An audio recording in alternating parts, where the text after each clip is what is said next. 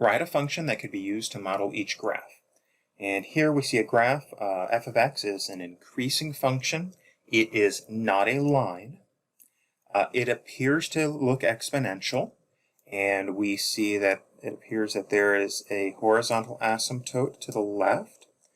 So if we assume an exponential function, a times b to the x, and since it's increasing, I expect the b value to be greater than 1. Find a couple of nice points on the graph. Let's see. That point looks pretty nice. 0, 10. I got the point 0, 10. Well, remember that for a basic exponential model, if x was 0, right?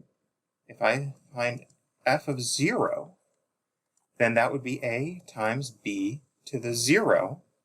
And if b is a non-zero number, raising it to the 0 power gives us 1. So that would be a times 1, which is a. F of 0 is a. We have the point 0, 10. When the input is 0, the output is 10. The a value must equal 10. All right, so we now know that the function takes the form 10 times b to the x. So now let's just find another nice point. Let's see. That point looks pretty good. 315. So now let's use the point 315. When x is 3, the function f of x must be 15. 10 times b to the third power must equal 15. Let's solve for b. I'll divide through by 10. So then b cubed, 15 divided by 10 is 1.5. And now I'll use a root. B would be then the cube root of 1.5. Or recall that radicals can be written with rational exponents. That's the same as 1.5 to the 1/3 power. Let's calculate that. So 1.5, and I'll raise that. Sorry, let me clear that. 1.5, and let's raise that to the 1/3 power. I'll need parentheses around that rational exponent. And enter. 1.1447 approximately. So b is approximately 1.1447. So then putting that together,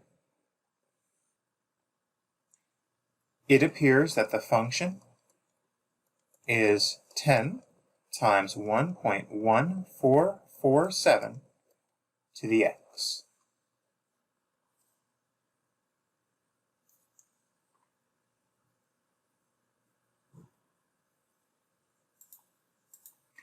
All right, here's another example. Here we have the function marked g of x. It's a decreasing function, and again, it's nonlinear. It looks exponential, and again, I see a horizontal asymptote at y equals 0. Let's assume the form g of x is a times b to the x. Now here, since it's a decreasing function, I expect the b value to be between 0 and 1. I again see a y-intercept. Nice y-intercept at 0, 12. And so that tells me then that a must be 12. So I can revise my model. G of x is 12 times b to the x. Now let's see if we can find another nice point. Let's see, that looks nice. I've got this point here at 4, 2. So let's use the point 4, 2. When the input is 4, the output is 2. 12 times b to the 4th power must equal 2.